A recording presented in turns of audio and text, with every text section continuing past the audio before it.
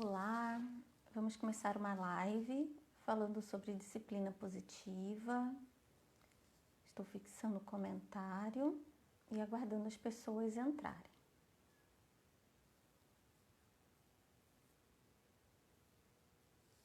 Olá, seja bem-vinda. Oi, que bom que vocês estão entrando. Sejam bem-vindos, sejam bem-vindas. Hoje a gente vai conversar sobre a educação da criança. Então, nesse tempinho da live, eu gostaria de fomentar algumas reflexões, talvez propor alguns caminhos para a gente conseguir educar as crianças cada vez melhor e nos educarmos também. Então, eu vou aguardando o pessoal ir entrando para que eu possa dar continuidade, enfim, né? A gente conversar bacana. Oba! Tudo bom? O pessoal tá entrando, que legal, sejam bem-vindos, sejam bem-vindas.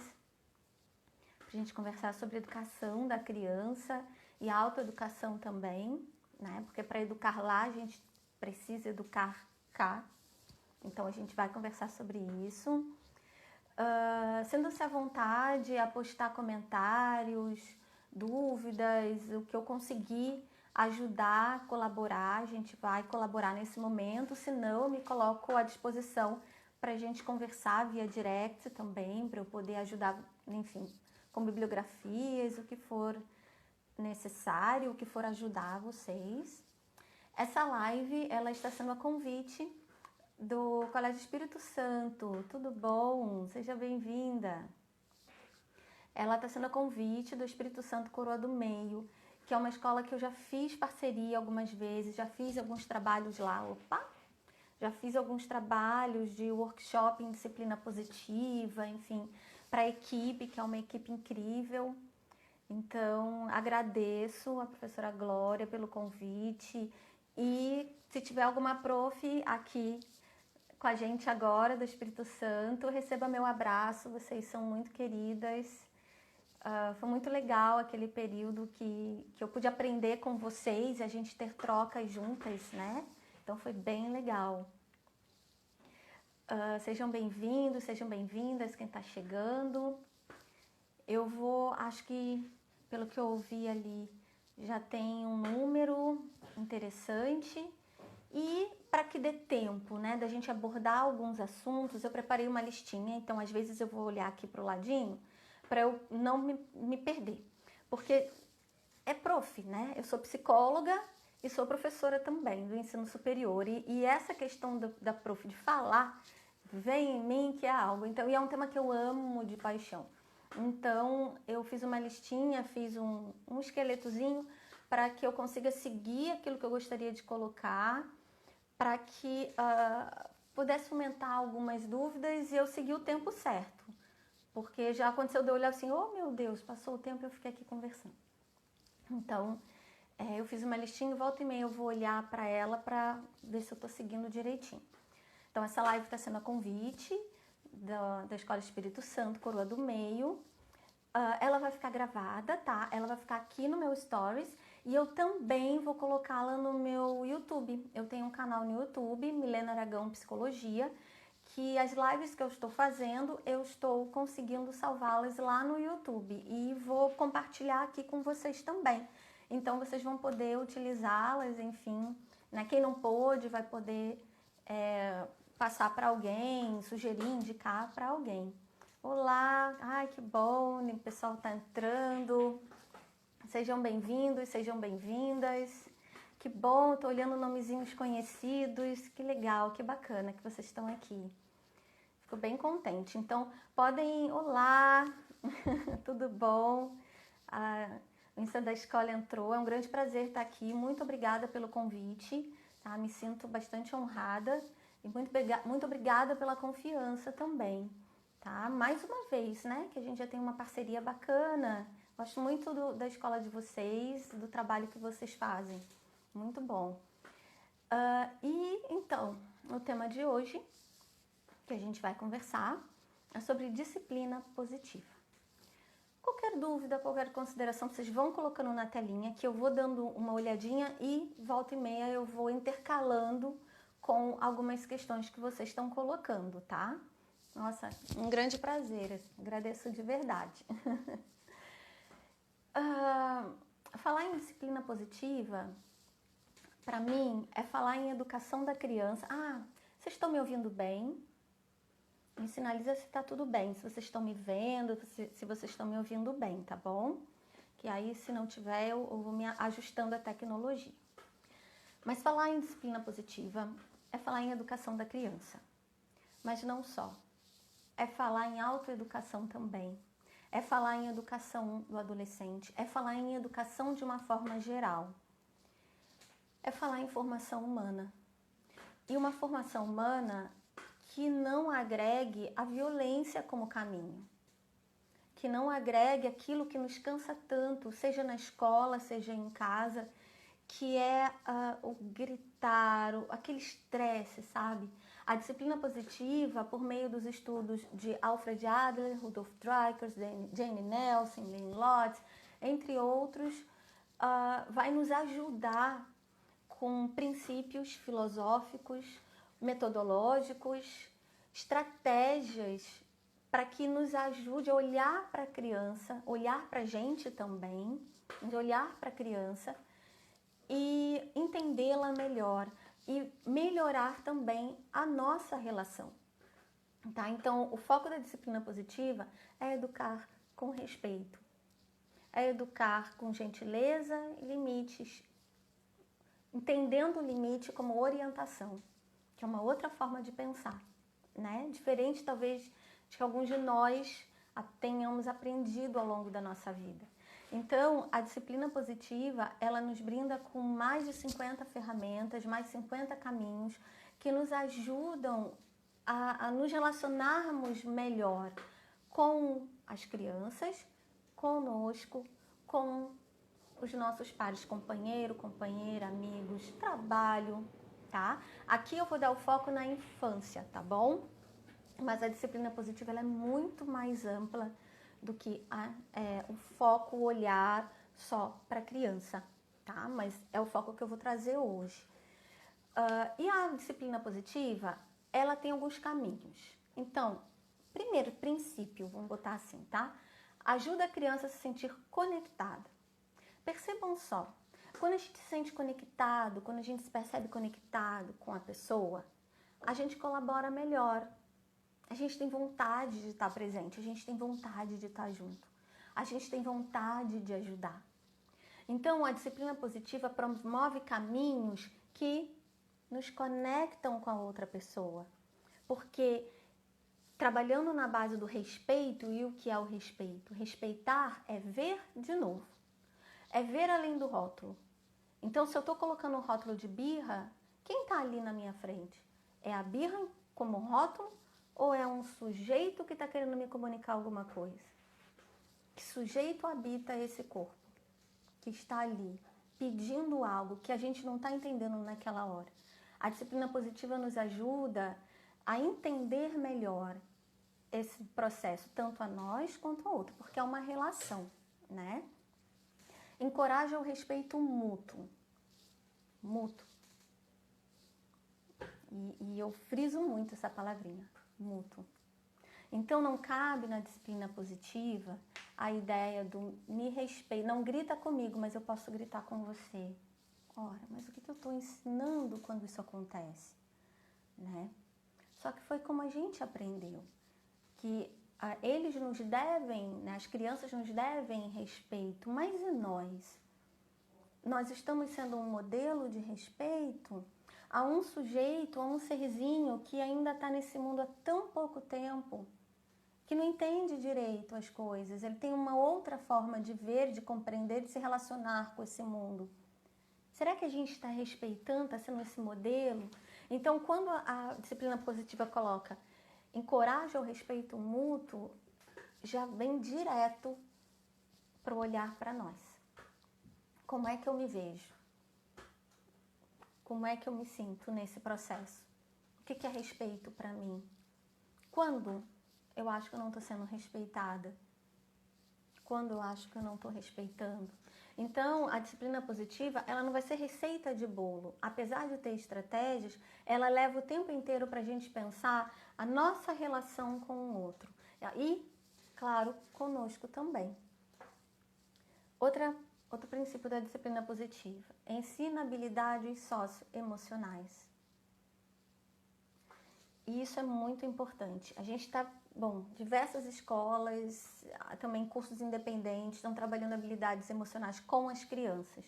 A disciplina positiva, ela também proporciona isso. Trabalhar habilidades emocionais com crianças, jovens, né, adolescentes, mas também com a gente, né? Aquelas habilidades para a gente conseguir comunicar melhor, escutar melhor, né? Então, a disciplina positiva, ela colabora muito nesse processo de colaborar no ensino das habilidades socioemocionais. Mas é algo que precisa vir de dentro, por isso ela fomenta tantas reflexões. À medida que eu vou falando, eu vi que tem uma pergunta aqui em cima. Oi, Zênia, querida, tudo bom? Como informar as crianças que nesse momento eles não podem brincar com os amiguinhos sem despertar medo neles? Vou falar sobre isso mais adiante, tá? Que a gente vai entrando em várias questões e uma delas eu vou entrar nisso, tá bom? Bacana, tá aqui guardadinha na caixinha da memória pra gente voltar nessa pergunta, porque já faz muito tempo. Se pra gente não tá tão fácil assim, pra alguns de nós, né? Imagina dar conta do mundo, assim, mas o que é isso que dá? Por que eu não posso brincar com meu amigo? Incentiva a descobrir suas capacidades. Então, ela trabalha com a autonomia,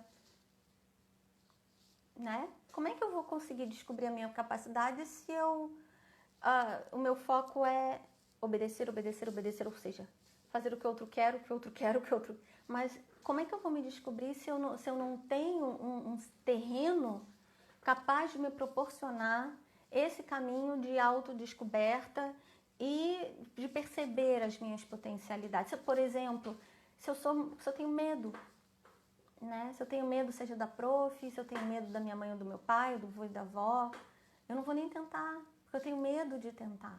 E aí o erro, que eu vou falar mais adiante, torna-se muito perigoso. Olhem para vocês hoje em dia. Imagino que a resposta a essa pergunta seria assim. Imagino. Alguém tem medo de errar?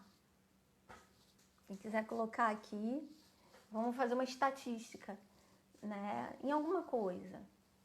O que é o erro? O que é a crítica? A crítica incomoda alguns de vocês? Dói um pouco? De onde vem isso? Né? Então a disciplina positiva nos fomenta a refletir sobre essas questões mais internas nossas, que a gente chama de feridinhas emocionais, ou esses interruptores que quando vai encostar na gente, dói, a gente explode, não sabe o que está acontecendo, por que eu estou explodindo, né? O que está acontecendo comigo?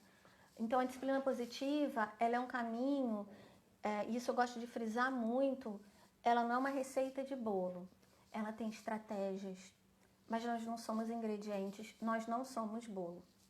Nós não viraremos um bolo. Por isso que a importância da observação, de conhecer, compreender o desenvolvimento da criança. Então, vou falar algumas coisinhas sobre isso, mas também parar para olhar. Para respeitar, eu tenho que ver de novo. Para ver de novo, eu tenho que parar.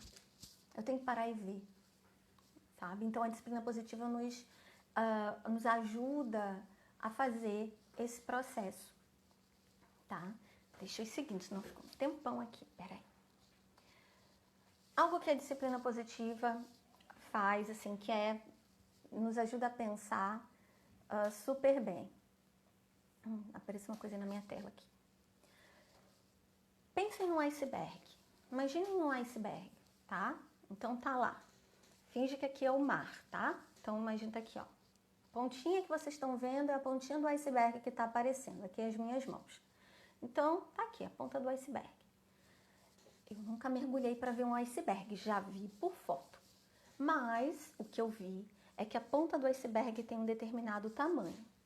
Agora, o fundo do iceberg, lá, o que fica submerso, é muito maior do que a ponta que a gente vê. Essa é a metáfora. ela é importante porque aquilo que a gente vê é o mau comportamento. O mau comportamento que a gente vê é a resposta da criança, é a solução da criança para um problema que a gente não vê, que está lá no fundo do iceberg, que está lá embaixo, que é muito maior do que aquela pontinha. Então, o Espírito Santo é uma escola, né, de educação infantil, então eu vou utilizar o exemplo da mordida. Creio que alguns de vocês que têm filhos pequenos ou que já tiveram, foram pequenos, agora estão grandes, mas passaram por essa fase, né, as profs da educação infantil tiveram esse problema com mordida. A mordida é o que eu vejo. A criança foi lá em nhaco, pegou o coleguinha. A minha tendência pode ser de olhar e carimbar. Carimbei o rótulo da agressividade. Ai, meu Deus, que criança agressiva. A disciplina positiva foi assim, olha, calma, peraí, vamos ver o que está por baixo desse iceberg. Então tá lá, mordida. O que pode ser a mordida? Pode ser cansaço, pode ser solidão, eu escrevi um monte de ideias aqui para não perder. Pode ser ansiedade, pode ser insegurança, pode ser ciúme, pode ser curiosidade, pode ser falta de repertório. Já aconteceu com vocês? Às vezes a gente está sentindo algo que a gente não sabe dizer o que é. E aí, quanto menos a gente consegue dizer o que é, mais irritado a gente fica. Eu tô sentindo alguma coisa, eu não sei direito o que é, eu não consigo nomear, não... E aí parece que vai crescendo a ansiedade, a gente vai ficando mais... E olha que a gente é adulto, né? Tem o córtex aqui formadinho e conseguiria controlar melhor os nossos impulsos. A criança não, ainda está em desenvolvimento o cérebro dela. Então, quando uma criança ela não tem um repertório para comunicar aquilo que ela quer, isso gera muita ansiedade, gera muito estresse nela. E a mordida pode ser um caminho para ela manifestar que ela não está bem. O que é? Não sei, a gente precisa investigar. Pode ser tudo isso daqui. Pode ser uma dessas coisas. Pode ser sono, cansaço. Então, antes da gente rotular, que é o que a disciplina positiva nos pede, se não rotula. Vamos ver, pensa no iceberg, o que está por trás? O mau comportamento que você vê é a solução da criança para um problema que a gente não vê, mas ele está ali, tá?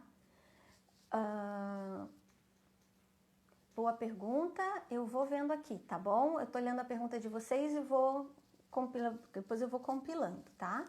Então a pergunta foi como implicar os pais na parceria para a prática de disciplina positiva na escola. Seria tão bom se todo mundo se entrelaçasse, né? Com relação a essa compreensão de um tipo de educação, de um caminho educativo neurocompatível, tá? Então caminha junto com o desenvolvimento da criança, fala a língua da criança, do jovem. E seria incrível, mas a nossa educação, eu estou falando por mim, talvez de alguns de vocês que estejam assistindo, não foi desse caminho. Então, o que a gente introjeta como ideia educativa, às vezes se afasta disso que eu estou falando. Para se aproximar, a gente precisa ter A palavra que está me vindo é esforço, às vezes é esforço, mas é tão gostoso quando a gente alcança, sabe? E eu vou falar mais adiante sobre isso. De ir ao encontro de, quer dizer, aprender, se colocar disponível para aprender novos caminhos. E essa aprendizagem implica, eu vou falar mais adiante, errei, não fiz da forma como era, não fiz. E o que eu faço com isso?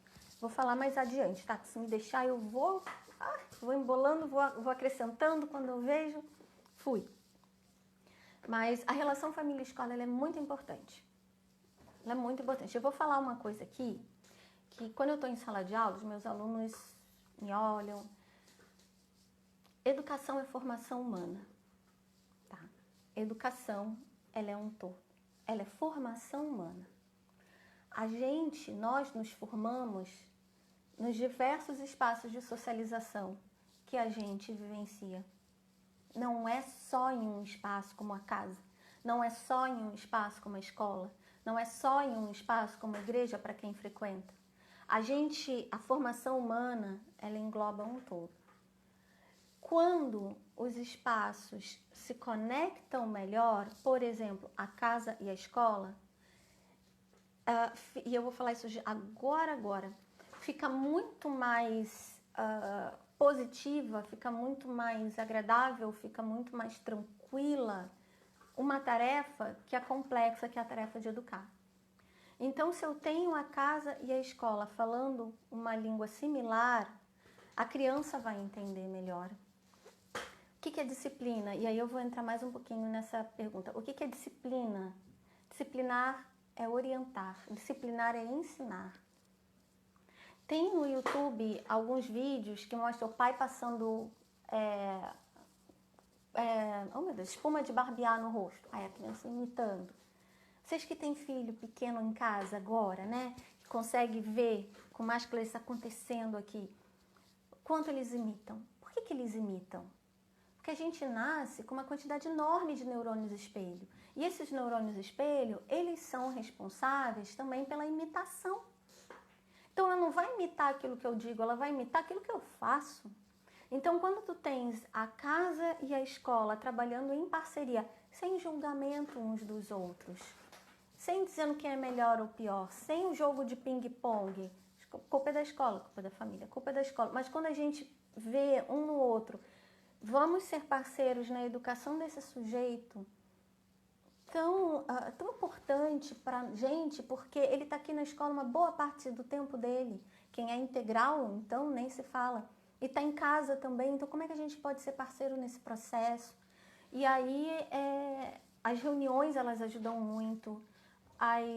As conversas, né, que sejam conversas individuais, elas ajudam muito.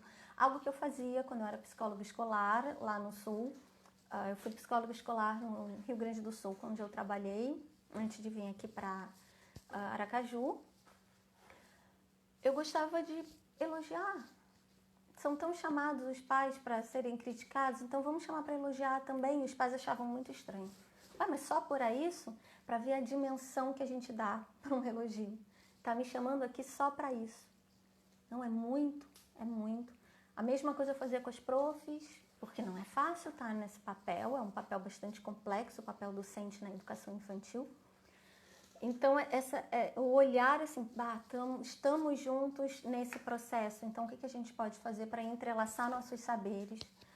Porque a criança, ela tem a especificidade, mas cada uma é única. Então, quando alguns pais me pedem orientação, eu converso muito, porque você conhece seu filho melhor do que eu. E a gente, a partir do meu conhecimento, a partir do seu conhecimento, a gente vai entrelaçar caminhos. E isso aqui é bacana. Eu faço votos para que a relação família-escola seja muito entrelaçada, que não seja aquilo, bom, agora que está na escola é responsabilidade de lá, não. Estamos juntos nesse processo, sendo a família, né, um pilar incrível, porque é quem está ali, né? O vínculo grande, o vínculo maior é com a família. Então, quando a família se aproxima e a gente olha com um olhar de empatia, a gente consegue fazer um trabalho bem bonito, bem legal. Então, assim, a palavra ensinar, a palavra disciplinar significa ensinar. E a gente ensina, isso a neurociência já mostrou, entre outros autores, né, que é de longa data, depois a neurociência veio comprovar, a gente ensina pelo exemplo. O exemplo, ele é muito forte, justamente em decorrência dessa construção, desse desenvolvimento cerebral que a gente tem. Ora, se o exemplo ele é extremamente importante... Gente, desculpa, aconteceu um incidente aqui, meu celular voou. Se o exemplo é super importante, aí eu me faço a pergunta, eu como adulta da relação, que exemplos eu estou dando para o meu filho, para minha filha, para o meu aluno, para minha aluna? Será que eu sou daquele não grita, mas falo gritando? Se se eu não consigo não gritar, talvez eu precise de ajuda. Para trabalhar essa minha história lá, onde aconteceu comigo e eu só conseguia dar conta quando via grito e eu não paro para pensar, porque tá tão internalizado e tá tudo bem. Quando cai a ficha, a gente busca ajuda, a gente melhora, a gente busca ajuda quando a gente vê. Então é interessante ver, né, dentro da gente, o que está acontecendo. Que exemplo que eu estou dando, aquela frasezinha, faça o que eu digo, não faça o que eu faço, ela não funciona para a neurociência. Para o desenvolvimento da criança, vai copiar. Então, o que eu falo em casa, o que eu falo na escola? Lembro-me certa vez de uma professora que ela dizia muito que os alunos não sentavam certinho para comer, que eles sentavam de lado, com a perninha para o lado. E ela sempre falando e gritava, e aí eu chamei ela para conversar. Falei assim, mas observei primeiro, né, assim, olha, aí expliquei essa questão, né, dos neurônios, enfim, conversei com ela. Falou, quem sabe você seja um modelo e senta retinha. E ela não tinha reparado que ela sentava de lado. Ela sentava toda de lado e comia com o prato na mão de lado. Então tinham crianças que copiavam, mas ela não estava se dando conta. Porque é tudo muito corrido, é tudo muito atribulado e a gente não para ver de novo. Então, sendo disciplinar e ensinar uma boa dose de exemplo, por isso que a disciplina positiva fala com a gente, não é receita de bolo. É a gente parar para pensar que modelo eu estou sendo para a educação dos meus filhos, que modelo eu estou sendo na educação dos meus alunos. E uma questão também, essa questão do exemplo, né, de olhar para si, ela é extremamente importante. E quando a gente consegue, né, perceber isso, eles percebem de volta e respondem melhor porque a gente mudou. Então isso é fantástico, ensinar pelo exemplo. Eu teria 1 milhão de exemplos aqui enfim, práticas, de experiências, né, para falar o quanto o exemplo fez sentido, mas eu sei que vocês, dentro do coração de vocês, devem estar refletindo sobre alguns caminhos, né, a partir dessa questão do que exemplo eu estou sendo. Como eu falo? Se eu falo de um jeito, a criança repete a mesma coisa. Opa, não fala desse jeito, mas você fala, me respeita. Ué? A gente é um modelo, é como eles nos veem. Né? Então, isso é algo que a gente precisa pensar muito, tanto todos nós, né, que atuamos com crianças. E se às vezes a gente não se dá conta e faz algo que não foi adequado, sempre existe, depois eu vou falar, já estou chegando lá, sempre existe a palavra desculpa. Né? Então, uma palavrinha tão simples, mas não tão simples. Opa, já veio um monte de pergunta e o Insta não me mexeu aqui, sabia? Por isso que eu não estou lendo. Por isso que eu não estou vendo. E uma questão muito importante, tá? Volta para o iceberg. Sempre volta para a imagem do iceberg. O mau comportamento que eu vejo, o que eu interpreto como mau comportamento, é a solução da criança para algo que eu não vejo. Então, se a criança está fazendo alguma coisa, por exemplo, eu estou aqui, poderia vir uma criança me chamando, me puxando. O que eu acho que ela quer? Talvez seja atenção. Então, como é que eu posso falar com ela? Mostrando que eu entendo, já estou adiantando coisas, mostrando que eu entendo que ela quer minha atenção. A gente também tem uma questão muito complicada com a palavra atenção. Só quer atenção, senhora? Se só quer atenção, então dá uma olhadinha, né? O que está acontecendo ali? Que tipo de atenção está pedindo? A gente tende a, né, falar que é mimimi. Não, gosto dessa palavra. Falar que é mimimi. Não, não é mimimi. Quando eu peço atenção, eu gosto muito de receber, porque alguma coisa está acontecendo comigo que eu preciso de ajuda. Alguma coisa está acontecendo com a nossa relação que eu preciso de ajuda. Então, é parar e ver. Esse mundo, se é complicado para a gente, imagina para eles. Então, é parar e ver.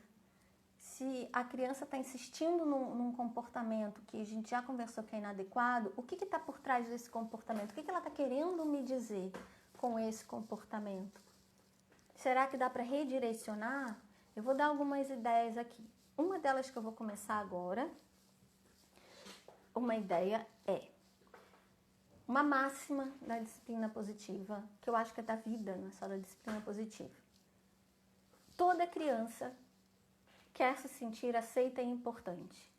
Só criança pessoal. Não, né? Todos nós queremos nos sentir aceitos e importantes.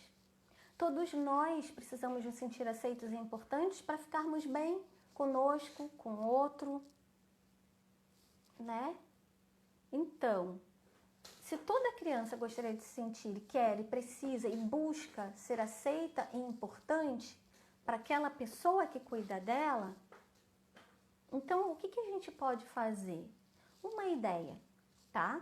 Então aqui, uma ideia que eu trouxe, antes eu não sei se ficou muito clara, mas eu vou repetir, eu acho que não ficou na minha fala, que é, quando a gente não tem, que eu falei lá no iceberg, quando a gente não tem um repertório adequado, isso gera muito estresse. Eu não sei comunicar o que eu tô sentindo. Então eu vou tocar no mau comportamento para ver se eu consigo comunicar de alguma forma, tá? Eu, criança. Então, uma questão muito importante. Crianças têm pouquíssimo repertório sobre como elas se sentem. E se for pensar, nós adultos também não temos lá tanto assim. Porque a nossa educação, a nossa cultura educativa não costuma falar sobre sentir, né? Então, vai para o quarto, vai para lá, não fale sobre isso. Por que você fez, ao invés de o que você está sentindo, é por que você fez. Então, vai para o cognitivo o tempo inteiro. Só que o sentir, ele é muito importante. Então, o primeiro passo, comunica para a criança o que acha que ela está sentindo, dê repertório para a criança. Para que no outro momento, quando ela vier sentir a mesma coisa que ela sentiu, ela vai falar, eu tô com raiva. Isso que você tá, né? A gente adulto falando, olha, isso que você está sentindo é raiva. Pum, eu sei nomear. O que eu não sei nomear, eu não controlo, eu não gerencio. Eu preciso dar um nome para poder gerenciar melhor. E quem melhor que nós adultos para fornecermos, para promovermos aquela criança, para introduzirmos aquela criança no repertório sobre sentimento. Tá, e a importância das habilidades sociais. E isso acontece até com a gente como adultos. Quando a gente não sabe dizer o que sente, parece que a tensão vai lá para cima. Então, o que eu não nomeio, eu não gerencio. Trabalhem com as crianças, nomear os sentimentos delas. Mas para isso, nós precisamos entrar em contato com os nossos sentimentos. Raiva não é desobediência. Raiva é um sentimento. Nós sentimos raiva, talvez alguns de vocês agora sentiu raiva assim, 5 minutos atrás. A gente sente raiva. Por que a gente pode sentir raiva e a criança, quando sente raiva, a gente fala para ela não sentir? Para onde vai todo esse sentimento que é calado, né?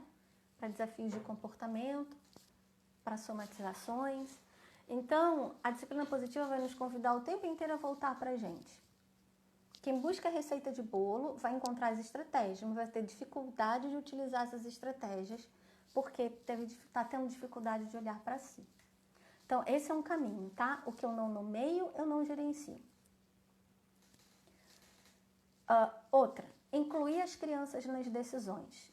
Isso está relacionado a se sentir aceito e importante. Incluir nas decisões. E aí, vou dar algo para pensar. Quem já esteve comigo em alguns workshops deve lembrar da dinâmica perguntar versus mandar. Quando a gente manda, quando a gente comanda, o cérebro tende a desafiar. Quando a gente pergunta, o cérebro tende a buscar respostas. Façam esse teste que vocês vão ver. Eu fiz um videozinho lá no meu canal de YouTube falando só sobre isso. Perguntar versus mandar, tá? Então, lá vai dar para vocês ouvirem com mais tempo essa dica. Perguntar versus mandar. Quando eu comando, o cérebro tende a desafiar. quem estava comigo em um workshop, que está aqui assistindo, lembram-se dessa dinâmica que ficou muito claro. Quando a gente pergunta, o cérebro vai buscar respostas.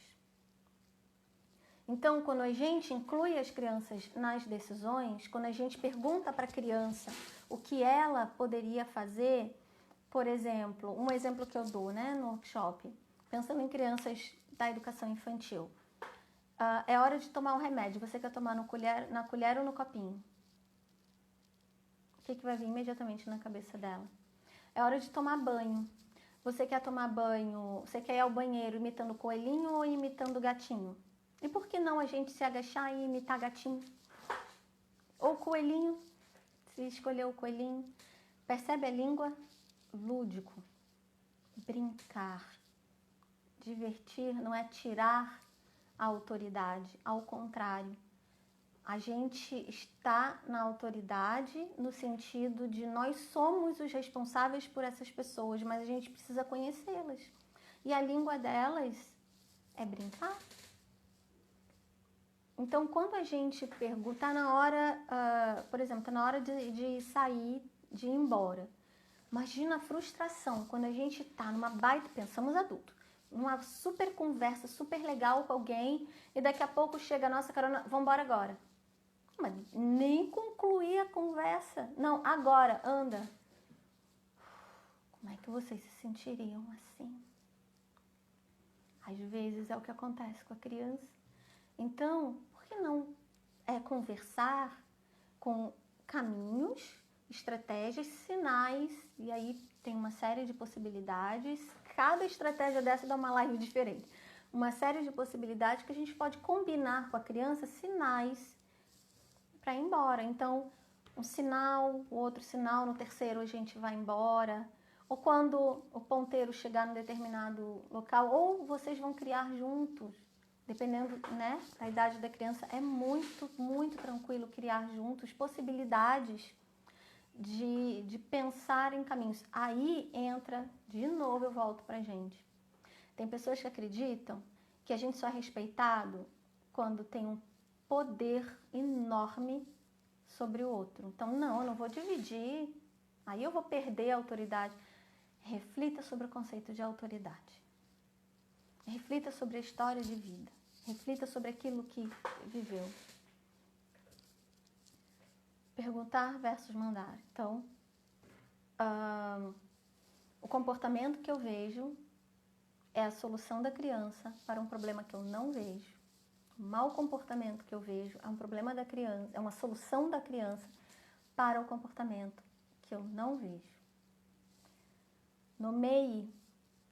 Quando eu nomeio um sentimento, eu consigo gerenciar melhor. E a criança não tem repertório. E quando a gente não tem repertório, a ansiedade aumenta. Ajude-a, que é o que eu vou falar agora.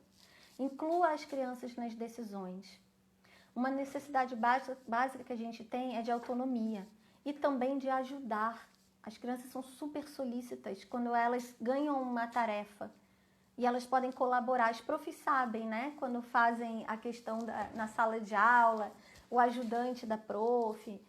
Olha, nossa, o olhinho chega a brilhar. Então, será que seria interessante levar essa estratégia para casa? Sim, seria.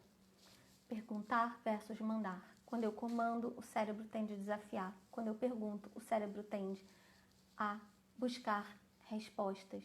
E aí eu consigo incluí-la nas decisões. O quarto está bagunçado, vai já arrumar o seu quarto agora. O que você... Caminho 1, caminho 2. O que você precisa fazer para deixar o quarto limpinho, bem gostoso, para a gente poder brincar nele depois? É outro caminho, né? É outro caminho. Então, só que esse é um outro caminho que às vezes pode ser estranho pra gente, pra forma como a gente foi educado. E aí a gente precisa fazer um movimento de voltar na nossa história de vida, olhar para ela com compreensão, olhar para ela com perdão. Nossos pais fizeram o melhor que eles conseguiram pela gente. Algumas coisas foram muito legais. Outras a gente agradece e segue. Eu acho que aqui eu vou mudar. Talvez hoje a gente tem conhecimentos que conseguem levar a gente para um outro caminho educativo, que é mais respeitoso, que promove maior conexão, né? Então, isso é uma reflexão que a gente precisa fazer. O tempo inteiro eu estou olhando para a nossa história de vida. No meu livro, o primeiro livro, que é Castigos Escolares, conversando com professores. Só que eu não trabalho só castigos escolares, não. Eu trabalho os castigos de uma forma geral, tá? Porque eu trabalho os castigos em longa duração, na história de vida. Então, quando era filha, quando foi mãe, enfim, se foi, né? E nesse livro eu trago toda uma reflexão a respeito da gente olhar para a nossa história e ressignificá-la para a gente poder agradecer e seguir em frente, se sentindo livres para buscar novos caminhos e promover novas histórias, né? Outra ideia, conexão, validar os sentimentos. Validar os sentimentos é fantástico. Validar os sentimentos é fantástico. E isso é fantástico para qualquer forma, assim, né? Adulto, criança, tudo. O que é validar? Validar é tornar válido. Validar é fazer presente, é dar valor. Então, quando eu valido o sentimento, eu estou dizendo para a pessoa, o seu sentimento tem valor. Você pode sentir. O seu sentimento tem valor.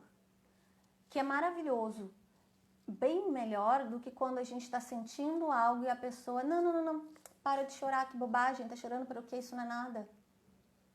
Ou então a criança quer alguma coisa que não pode naquele momento. Eu já falei que não pode, você sabe muito bem disso, vai lá pro quarto agora. E o que a criança faz com aquele sentimento todo? O que eu, adulto, faço com aquele sentimento todo quando eu quero chorar e não tem ninguém para acolher? Porque a pessoa me diz, não chora. Porque na realidade é outra pessoa que não consegue dar conta do sentimento, do choro. E como não consegue dar conta do choro, o meu choro pega em alguma feridinha lá e não consegue escutar. O meu sofrimento dói na outra pessoa, então não sofra. Tô trazendo isso como uma reflexão, tá? Então, validar o sentimento é, por exemplo, eu sei que você gostaria de continuar a brincar agora e que brincar para você te faz muito feliz. Opa! E tá na hora de tomar banho. E aí é pra gente negociar e ficar um pouquinho mais na brincadeira, quando o relógio vier aqui, quando contar até uma determinada... Vou contar até tanto, mas não aquela 1, 2, 3, não é contar ameaça, tá? Estratégias que vocês podem construir entre vocês para isso. Mas no primeiro momento, quando a criança percebe, ela me entende, ele me entende, ela colabora melhor. Então, o limite, primeiro, a questão do limite, ela tem que ser muito bem pensada. Eu tô botando o limite no quê e por quê. Você lembra certa vez, quando eu atuava na educação infantil, em sala de aula, que eu vi a gurizadinha de 3 anos de idade descendo de cabeça para baixo no escorrega? Aquilo me apavorou. Assim, meu Deus do céu! Como é que eles descem assim, né? De cabeça, né? Cabeça para baixo. Ao invés de descer com a perninha, né? Desce com a cabeça. E eu fiquei apavorada. E eu comecei a botar limite. Não faz, não pode. Aí chegou a minha coordenadora e falou assim, Milena, por que não pode? Nossa, faz 20 anos isso. Milena, por que não pode? Porque eles vão se machucar. Mas você tem certeza que eles vão se machucar? Aí essa pergunta me parou, né? Ela olhou assim, eles têm idade para aprender a se proteger?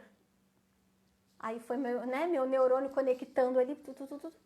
Tem, eu consigo ensinar eles a se protegerem, né, a si, para conseguir descer. Sim, então ensina a eles a se proteger ao invés de limitar algo que pode ser importante para o desenvolvimento deles. Boa. E comecei a ensinar. Tá, quer descer de ponta cabeça? Desce, mas o bracinho fica aqui, o corpinho vai assim. E aí eu fui ensinando. Nunca teve um acidente. Por que eu trago esse exemplo? Porque a gente tem que pensar muito bem nos limites que a gente coloca. A gente consegue orientar ao invés de limitar? Tem alguns momentos que o limite ele é super importante. né? Não vou deixar a janela estar aberta, eventualmente não tem proteção, aconteceu alguma coisa, não dá para ficar ali. Mas também eu não vou deixar o quarto aberto, eu vou fechar. Eu vou proteger dessa forma. Então, não pode tocar em alguma coisa. Ora, dependendo da idade da criança, ela vai tocar, porque a curiosidade ela é intrínseca, ela é inata, ela é uma força impressionante. Por que não tão tirada à vista? O que eu estou propondo é fazer uma reflexão frente ao limite para poder pensá-lo de maneira muito genuína mesmo, sabe? Pensar assim, é necessário nesse momento ou eu posso redirecionar? É necessário. Então começa validando o sentimento. Porque quando a criança faz alguma coisa, tem um sentimento ali que impulsiona ela a fazer. Valida isso, diz que você entende. E se ela chorar, dá um abraço de acolhimento. Esteja presente. Mesmo que não possa depois. Porque muitas vezes não vai poder. Quer ficar mais tempo no parquinho, O que está acontecendo que quer ficar mais tempo? Tendo um exemplo de escola, tá? Mas de cada casa também, tem um determinado local, por exemplo, não pode entrar na cozinha. Uma situação que aconteceu com o meu afilhado, ele entrou na cozinha numa hora que o forno estava aberto, todo mundo desesperou. O que eu fiz? Fui atrás dele, pulando, rindo, peguei ele no colo, tirei, pulando, brincando e expliquei o que falei. Que depois, quando validei o sentimento, brinquei com ele, redirecionei. Quando o forno estava desligado, que estava tudo bem, eu levei ele para ver como é que funcionava o forno e expliquei da importância de entrar com alguém, de entrar com o papai, com a mamãe, com a Dinda. Percebe? Então, assim, quando eu digo que a gente não tem receita de bolo, mas é um processo reflexivo... Opa! Meu Deus do céu, meu celular caiu de novo. Que é um processo reflexivo, isso é justamente esse processo reflexivo que a gente precisa fazer para poder intervir de maneira a promover um desenvolvimento saudável nesse caminho. Eu sei que na educação a gente busca, e tem algumas pessoas que fazem isso, se a criança fizer isso, faça isso. Se a criança fizer aquilo, faça aquilo. Se a criança fizer aquilo, mas é um robô? Né? Claro que tem caminhos que vão colaborar muito. O perguntar versus mandar, isso colabora pra caramba. O validar os sentimentos colabora muito. Muito mesmo. Eu sei que você está sentindo. Eu sei que você está triste agora e que você gostaria de estar com a mamãe. Parece simples essa fala, mas ela não é. E eu tô aqui para te dar um abraço. Você gostaria de um abraço? É uma forma de dizer um não, mas de dizer um não respeitoso. Inclusive na hora de ir embora, algumas pessoas vão embora, por exemplo, vão passear, não conta não, vão sair fugido, não conta. É assustador para a criança, daqui a pouco ela olha, cadê minha mãe e meu pai? Sumiu. Despeça-se. E aí é onde eu pergunto, como você lida com o sofrimento? Porque pelo menos eu me despedi, eu falei, sei que você vai se saudade, mamãe e papai também vai sentir. Aí pode brincar, olha, dar um beijinho na mão, deixar a marquinha do batom, ou então deixar um bichinho, ou então deixar uma foto. Lembro-me certa vez que uma menininha tinha perdido a avózinha dela, e para ajudar na elaboração, nós pensamos juntas o que poderia ser feito. E ela escolheu levar uma fotinho da avó, e quando ela estava com saudade, ela tirava a fotinho do bolso e dava beijinho, e acalentava, e ali ela estava elaborando o luto dela. É diferente falar, não pensa nisso, vamos brincar, deixa pra lá. Então, se eu puder falar uma coisa assim, muito importante para vocês, é o validar os sentimentos. Validar é tornar válido. Eu sei que ele está ali, só que validar sentimento não significa concordar com a ação, mas dizer, sentir é válido. Agora a gente vai conversar sobre essa ação. Né? É muito diferente. Eu fiz uma live sobre isso também, tá? No meu Insta, que daí eu pude explicar com mais detalhes. Uma pergunta que a Jenny Nelson faz no livro Disciplina Positiva, da capa amarela. De onde tiramos a ideia na verdade eu vou falar a infeliz ideia que temos que fazer com que a criança se sinta mal para que ela fique motivada a agir melhor. De onde tiramos a infeliz ideia de que primeiro é preciso uma criança se sentir mal para que depois ela se sinta bem? De onde tiramos a ideia que primeiro nós temos que se sentir péssimos para depois nos sentirmos melhor? E essa pergunta eu faço, é uma pergunta reflexiva, porque é importante a gente pensar nesse processo de punição. Tudo é punição, tudo pune, tudo pune. Não. A disciplina positiva vai nos ajudar a pensar no foco em solução. E o foco em solução, ele é fantástico. A gente tem a cultura do foco em punição. Então, eu vou punir você para você se arrepender do que você fez. Mas eu não vou te escutar. Eu não vou tentar entender o que te motivou aquilo ali. Eu não vou te ensinar estratégias para fazer diferente depois. Eu vou te punir. E você vai pro canto, você vai apanhar. Essa não escuta é o que a disciplina positiva vem questionar. Percebam que eu estou dando ideias gerais, tá? Que eu já fiz algumas lives específicas que tá no YouTube, vou fazer outras específicas. Estou dando ideias gerais para ajudar num processo de reflexão. E isso eu foco muito. A gente busca receita de bolo. Como eu faço isso? Como se a criança fosse uma tampinha que gira assim e deu. Não. Primeiro a gente tem que ouvir essa criança. O que está por trás desse comportamento? O que ela está querendo? O que ela está pedindo com esse comportamento que ela está fazendo? E aí a gente pode sentar com ela e falar assim, olha, vou dar um exemplo aqui, abrindo um parêntese. Se cair, eu vou voltar para ficar um pouquinho mais, tá? Para poder encerrar. Tomara que vocês possam ficar um pouquinho mais. Lembro-me certa vez, e eu geralmente no workshop eu dou esse exemplo, que eu estava conversando com uma menina de 5 anos e estava dando atenção para ela, uma menina que tinha muito problema com a atenção, ela tem um histórico muito difícil de violência, muito grande. E eu estava dando atenção, né, brincando com ela, até que eu vi um outro rapazinho. E eu deixei ela brincando na massinha e só fui falar com ele. Quando eu voltei, eu só senti sabe aquela boneca de cabeça dura e corpo mole, e bracinho duro? Essa, na minha cabeça. Foi com tudo assim, ó, pá. Mas aquela coisa pegou aqui. Eu parei e respirei, porque a primeira coisa que eu penso não é pessoal. Não é pessoal. Alguma coisa ela tá querendo me dizer com aquilo, só que não sabe, ou não tem outro repertório para me dizer. E foi assim que ela me falou. E para isso, eu fiquei parada. Respirei.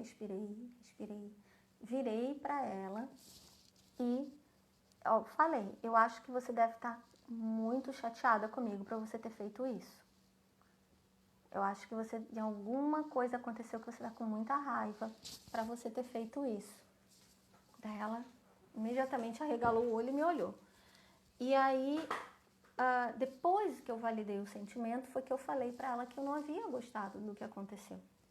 E que eu achava que ela fez aquilo porque ela queria minha atenção. Eu falei, é isso? E aí ela fez assim com a cabeça, assim, então vamos fazer um combinado, e eu bem calma desse jeito, vamos fazer um combinado, quando você quiser minha atenção novamente, você bate no meu ombro, você faz assim em mim, você toca em mim, que eu vou olhar pra você, porque quando você faz assim, me machuca. Pode ser? Aí ela, pode. Aí a gente deu um abraço, passou o dia, e aí eu voltou a acontecer uma situação como essa novamente. Qual não foi a minha alegria quando ela pegou aqui? E aí eu virei para ela, dei a atenção, né? E falei assim, olha, você conseguiu cumprir o nosso combinado, que legal. Foco em solução. Foco em solução. Mas para isso, eu tive que respirar. Eu tô há muito tempo nesse mundo e ainda erro. Eu vou esperar que um serzinho de 5 anos de idade vai acertar? Ela vai ter dificuldades também. Então, a gente precisa dar tempo ao tempo. E o foco em solução, ele fala justamente sobre isso. O que é foco em solução? E uma ideia, tá? Quem quiser fazer em casa essa ideia, eu vou fazer uma live só sobre isso, tá na minha agenda ainda. Quem quiser fazer em casa essa ideia. existe um caminho que ajuda, tá? No foco em solução. Olha, identifica um problema.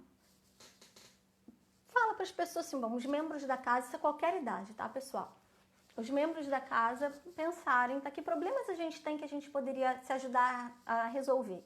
E pode botar, sei lá, na geladeira. Se a criança não sabe escrever, a gente ajuda, tá? Ela fala e a gente anota. E aí combinar um dia para que a gente converse sobre esses problemas. Então, identifica o problema, pensa em conjunto no maior número possível de solução para esse problema, sem julgamento. Talvez a criança vai dar como solução vir uma fada mágica e fazer plim. Escreve fada mágica que vai fazer plim. Valida, é a ideia dela, né? É a ideia.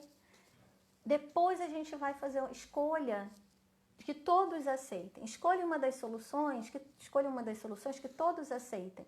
Teste a solução por um tempo. Percebe que nessa estratégia tá o aceita é importante, nessa estratégia tá foco em solução, não foco em humilhação, tá foco em solução, porque a gente está pensando em possibilidades juntos. Nessa estratégia tá o perguntar versus mandar, quer dizer, vou perguntar como é que a gente pode pensar nisso para que toda a família vive melhor. Isso é possível fazer no encontro entre escola e família também. Então esse é um caminho muito bacana de ser instituído como uma cultura familiar. Uma vez por semana a gente fazia reunião de família. E na escola também, tá? Uma vez por semana fazer uma reunião com os estudantes, com os alunos, mesmo que sejam 3 aninhos de idade, não tem problema. Eles têm excelentes ideias para ajudar a gente a resolver algumas questões. A gente precisa dar mais crédito para a gurizadinha. Com relação à rotina, por exemplo... O bacana da rotina, mais uma vez eu trago perguntar versus mandar. Mais uma vez eu trago incluí-la nas decisões. Pensa o que funciona conosco adultos. Quando alguém manda, vem alguma coisa aqui de fora, ó, toma, faz isso. Ou quando a gente participa da construção do processo. Com a criança a mesma coisa. Participar, deixar com que ela participe da construção do processo. Então, e fazer rotinas curtas, não fazer a rotina para o mês inteiro, não, para aquela semana. De repente pode repetir, a gente pode reavaliar a rotina da semana para repetir na semana seguinte. Mas sentar juntos e construir juntos. E se ela não sabe escrever, ela desenha aquilo que ela quer do ladinho do que está escrito. Outra, fazer uma rotina onde possa ter roda de escolhas. Então, fazer uma rodinha, tá? Para amanhã, como é que vai ser? Para semana, vamos fazer na roda de escolhas. E aí bota, né? Tem várias formas de fazer, assim, tem gente fazendo no ventilador, né? Achei fantástico. Então, bota um nome aqui, uma atividade aqui, uma aqui, uma aqui, uma aqui, e gira, e aquela que caiu é a que a gente vai ser a atividade flexível do dia, por exemplo. Então, a dica que eu dou para construção de rotina é ser uma rotina construída em conjunto. E a gente vai fazer aqui, depois daqui é isso, depois disso é isso, depois disso é isso. E quando vai mudando a rotina, vai sinalizando, olha, a gente está entrando na outra. Bota na parede, desenhadinha, bonitinha, para a criança visualizar essa rotina. E dá esse espaço mesmo, de repente ela está cansada de uma das atividades e essa uma das atividades que pode ser trocadas pode vir da roda de escolhas. E lembrando que é mútuo, então entra você também, né? Porque a gente adulto tem home office, tem alguns de vocês muito provavelmente está em home office. Então nessa hora que eu estou em home office faz parte da rotina, a hora da mamãe ou do papai estar no trabalho. Então, o que ela vai fazer nesse momento que a gente está em home office? E botar na porta, sinalizando com um desenho, deixar ela desenhar, ela ou ele, enfim, ela a criança, vamos botar assim, fazer um desenho para mostrar que agora a mamãe ou o papai estão trabalhando, e aí faz um desenho aqui, aqui está trabalhando, aqui não está, então aqui não pode entrar, aqui pode. Enfim, está sinalizando que vai cair, mas assim que cair eu vou retornar para a gente poder finalizar direitinho e eu dar mais uma olhadinha em alguns questionamentos, tá? Mas a rotina, ela tem esse viés de ser construída em conjunto. Por isso que a disciplina positiva, ela nos vai chamar o tempo inteiro para ressignificar o nosso olhar para a educação. Eu tenho um segundinho.